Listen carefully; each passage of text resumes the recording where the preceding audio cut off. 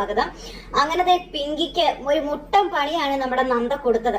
ഗൗതത്തിനെ അങ്ങോട്ട് കയ്യിലേക്ക് അങ്ങ് ഉള്ളംകൈയിലേക്ക് അങ്ങ് വെക്കാം, ഗൗതത്തിന് ഐസ്ക്രീം കോരി കോരി കൊടുക്കാം, ഗൗതത്തിന്റെ നെഞ്ചിലേക്ക് അങ്ങ് മറിഞ്ഞു കിടന്നുറങ്ങാം. ഇതൊക്കെ വിചാരിച്ച പിങ്കിക്ക് മുട്ടം പണിയുമായിട്ട് നന്ദയ്ക്കൊപ്പം പവിത്രയും വന്നു. അങ്ങനെ ഐസ്ക്രീമിന്റെ കാര്യത്തിൽ പിങ്കിക്ക് നല്ല പണിയും കൊടുത്ത് നമ്മുടെ നന്ദ അവിടുന്ന് അങ്ങോട്ടേക്ക് പോകുക. അപ്പോൾ നന്ദ അങ്ങ് പോകുന്ന സമയത്ത് ഇവളാണെങ്കിൽ ഇരുന്നിങ്ങനെ ആലോചിക്കുക കേട്ടോ. ഭയങ്കര ആലോചനയാ പുള്ളിക്കാരി. ഇത് ഇങ്ങനെ വിട്ടാൽ പറ്റത്തില്ല, തന്റെ ഒരു ഉദ്ദേശങ്ങളും നടക്കാതെയാണ് വരുന്നത് എന്നുള്ള കാര്യമൊക്കെ ഇങ്ങനെ മനസ്സിൽ ഇങ്ങനെ ചിന്തിക്കുന്നു. എന്നിട്ട് രണ്ടും കൽപ്പിച്ചിങ്ങനെ നിൽക്കുക. തന്റെ ഗൗതത്തിനെ തന്നിലേക്ക് അടുപ്പിക്കണമെന്നുണ്ടെങ്കിൽ നന്ദ ഇവിടെ ഉണ്ടെങ്കിൽ പറ്റില്ല, നന്ദ ഒരിക്കലും അതിന് സമ്മതിക്കില്ല എന്നുള്ള ഒരു അറിവുണ്ടല്ലോ ഈ പിങ്കി എന്ന് പറയണം പൂതനയ്ക്ക്. പിങ്കി എന്നിട്ട് ആ ഒരു രീതിയിൽ ഇങ്ങനെ നിന്ന് ആലോചിക്കുക. ഈ സമയത്ത് താഴെ അരുന്ധതിയും അതുപോലെ തന്നെ ലക്ഷ്മിയും ഇവരെല്ലാവരും ഇങ്ങനെ ഇരുന്ന് ആലോചിച്ചുകൊണ്ട് എങ്ങനെ ഇരിക്കും കേട്ടോ. പിങ്കിയുടെ കാര്യത്തിൽ എന്താണ്, പിങ്കി ഇനി എന്താണ് അത് ചെയ്യേണ്ടത്, ഇത് ചെയ്യേണ്ടതെന്നൊക്കെ പറഞ്ഞു. അപ്പോൾ ലക്ഷ്മി ആണെങ്കിലും അരുന്ധതി ആണെങ്കിലും ഓരോ കാര്യമൊക്കെ പറഞ്ഞുകൊണ്ടിരിക്കുന്ന സമയത്ത് നന്ദയും പവിത്രയും കൂടെ അങ്ങോട്ടേക്ക് ഇറങ്ങി വന്നു. അപ്പൊ ഇവരിറങ്ങി വന്നു കഴിഞ്ഞപ്പോ എന്താ കാര്യം, എന്താ മോളെ ഭയങ്കര സന്തോഷത്തിലാണല്ലോ, ഇതെന്താ പവിത്രയുടെ കയ്യിലെന്ന് ചോദിച്ചു. അപ്പൊ ഇത് ഐസ്ക്രീമാ, പിങ്കി ചേച്ചിക്ക് കൊടുത്തതിന്റെ ബാക്കിയാ എന്ന് പറഞ്ഞു പവിത്ര പറയുമ്പോ, പിങ്കി ചേച്ചിക്ക് കൊടുത്ത ബാക്കിയോ, നീ എന്തൊക്കെയാ പറയണേന്ന് ചോദിച്ചു. അതെ വല്യമ്മേ, പിങ്കി ചേച്ചിക്ക് ഐസ്ക്രീം കഴിക്കണമെന്ന് ഭയങ്കര ആഗ്രഹം. അപ്പോ നന്ദേച്ചി ഗൗതമേട്ടനോട് ഗൗതമേട്ടൻ പറഞ്ഞിട്ട് നന്ദേച്ചി ഐസ്ക്രീം മേടിച്ചുകൊണ്ട് പോയി. അവിടെ ചെന്ന് കഴിഞ്ഞപ്പോ പിങ്കി ചേച്ചിക്കാണെന്നുണ്ടെങ്കിൽ ഓരോരോ ഫ്ലേവറുകൾ ആഗ്രഹം.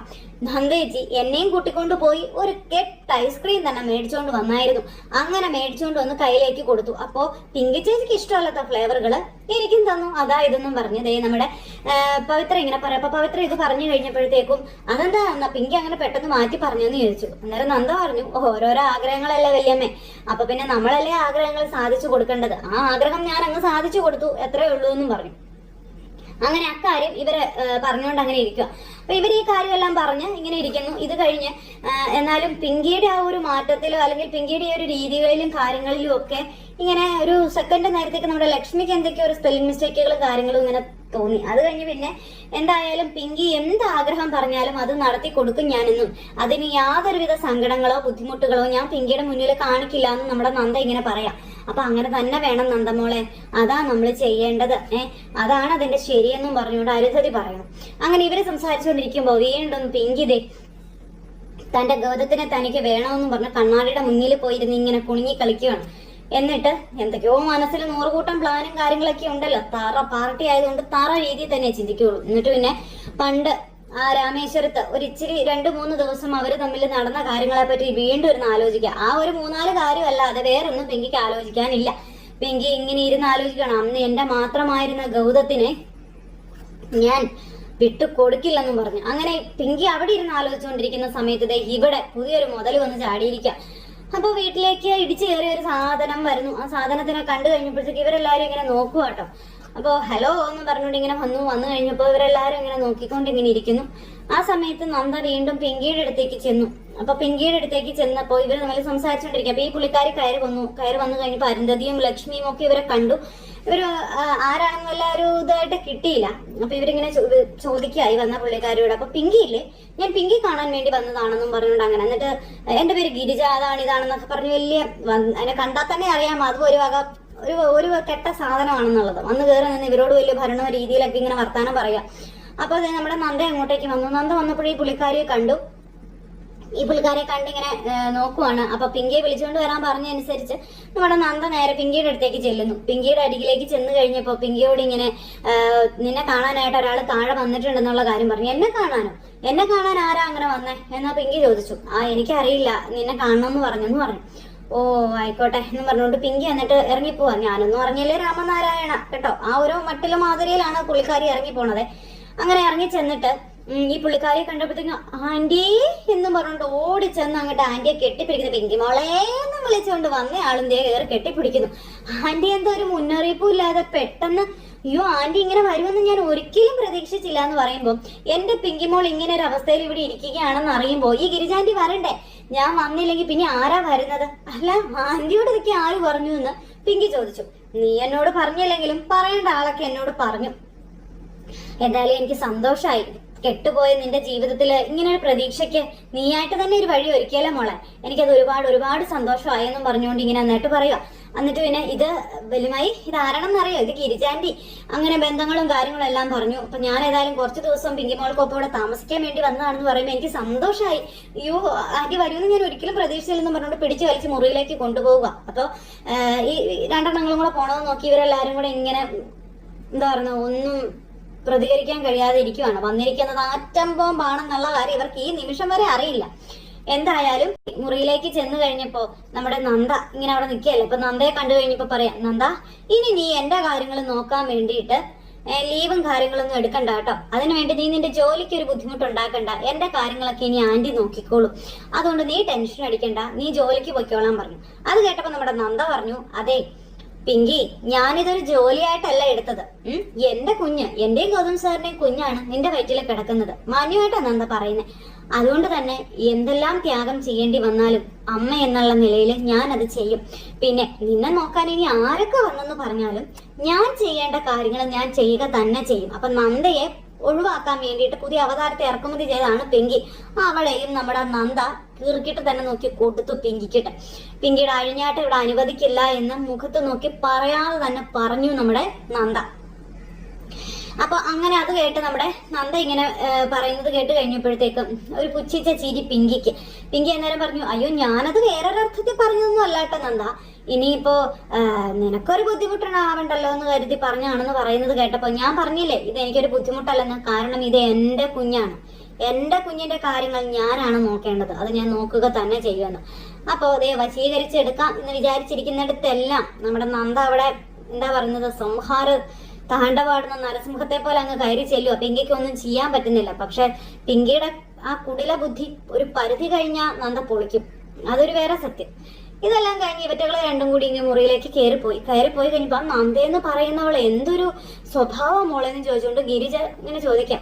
അതെ, ഇപ്പൊ അത് ആന്റിക്ക് കൃത്യമായി മനസ്സിലായില്ലെന്ന് ചോദിച്ചപ്പം എനിക്കെല്ലാം മനസ്സിലായി. അവള് നമ്മൾ ഉദ്ദേശിക്കുന്ന ആളൊന്നും അല്ല, അവള് ഭയങ്കരയാണെന്നുള്ള കാര്യം നേരം പറയാം. എന്റെ മോള് വിഷമിക്കൊന്നും വേണ്ട, ആന്റി ഇങ്ങോട്ട് വന്നിരിക്കുന്നതേ ചിലതൊക്കെ മനസ്സിൽ കണ്ടിട്ടാ, ചുമ്മാതെയൊന്നും അല്ല ആന്റി കോയമ്പത്തൂരിൽ നിന്ന് വണ്ടി കയറിയിരിക്കുന്നത്. എന്റെ മോൾ ആഗ്രഹിച്ചതുപോലെ എന്റെ മോൾക്ക് ഒരു ജീവിതം ഈ ആന്റി നേടിത്തരും. ഗൗതത്തിനെ നിനക്കായി തന്നെ ഞാൻ നേടിത്തരും. നീയും ഗൗതവും പിന്നെ ഇപ്പൊ ഈ കുഞ്ഞുമായിട്ട് സന്തോഷമായിട്ട് ജീവിക്കും. നിങ്ങളുടെ ജീവിതത്തിൽ നിന്നും പടിയിറങ്ങി പോകുന്നത് നന്ദയാ, പടിയിറക്കി വിടേണ്ടതും നന്ദയാണ്. നീ ഒന്നുകൊണ്ടും പേടിക്കേണ്ട, അത് സംഭവിച്ചിരിക്കും. ഈ ആന്റി അത് സംഭവിപ്പിച്ചിട്ടേ ഈ ഇന്ത്യവരത്തിൽ നിന്നും പടിയിറങ്ങുകയുള്ളൂ.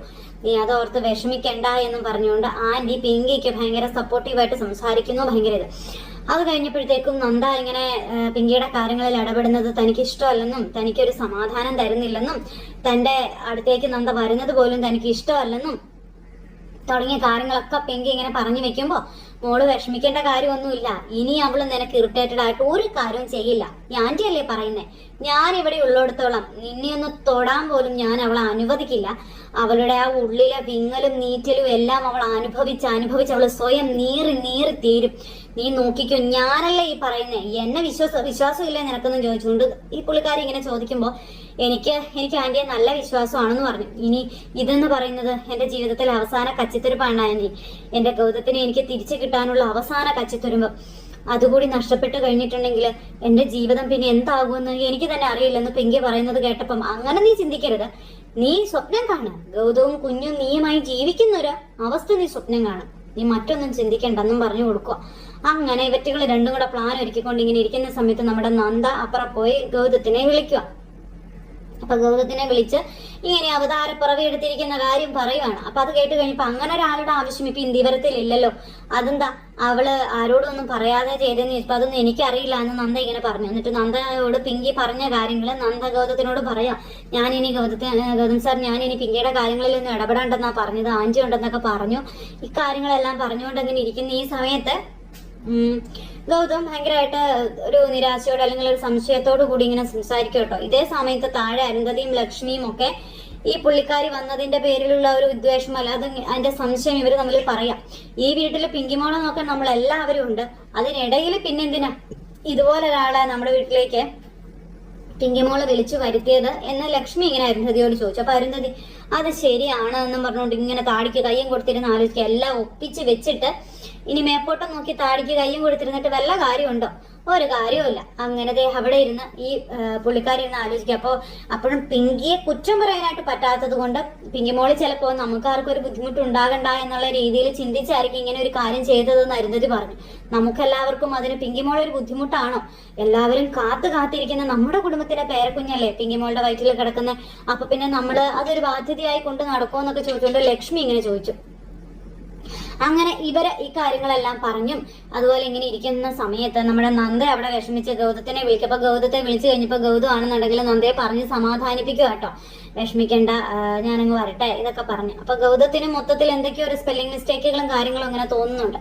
ഈ സമയത്ത് വാതിലടച്ച് വാതിലിനകത്ത് മുറിക്കകത്ത് കയറിയിരിക്കുകയാണ് ഈ പറയുന്ന പിങ്കിയും ആന്റിയും കൂടി. ആരെയൊക്കെ എങ്ങനെയൊക്കെ തകർക്കണം. അപ്പൊ തകർക്കാൻ ഒരേ ഒരാളേ ഉള്ളൂ, അത് വേറെ ആരുമല്ല, നമ്മുടെ നന്ദയെയും ഗൗതത്തിനെയും എങ്ങനെ തമ്മിൽ തല്ലിക്കണം, അല്ലെങ്കിൽ അവരെ രണ്ടുപേരെയും എങ്ങനെ പരസ്പരം അകറ്റണം. ഈ രണ്ട് കാര്യമാണ് രണ്ട് പൂതനകളും കൂടെ മുറിയിൽ കയറിയിരുന്ന് ചിന്തിച്ചുകൊണ്ടിരിക്കുന്നത്. പിങ്കിയുടെ സ്വപ്ന സാഫല്യത്തിന് വേണ്ടി പിങ്കിക്ക് രക്ഷകയായിട്ട് ഒരുവേള വന്നിറങ്ങി.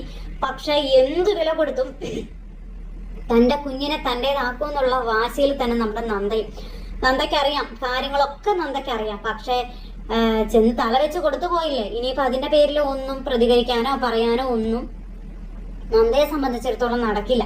അതുകൊണ്ട് തന്നെ നന്ദ പെട്ടിരിക്കുകയാണ്. ഏത് അവതാരത്തെ ഇറക്കിയാലും പിങ്കി എന്ന് പറയുന്ന ആ ഒരു എന്താ പറയുന്നത് നാണം കെട്ട ഒരു വ്യക്തിത്വം ഇല്ലാത്ത ഒരു വ്യക്തിയെ നമ്മുടെ നന്ദ പൊളിച്ചെടുക്കുക തന്നെ ചെയ്യും. അപ്പൊ അങ്ങനെയൊക്കെയുള്ള ഒരു സിറ്റുവേഷനും കാര്യങ്ങളും ഒക്കെ കൂട്ടിയിണക്കിക്കൊണ്ടാണ് നാളത്തെ നമ്മുടെ കഥ വരുന്നത്. ഇന്നത്തെ നമ്മുടെ കഥ വരുന്നത്. അപ്പൊ ആരും തന്നെ മിസ് ചെയ്ത് കളയരുത്.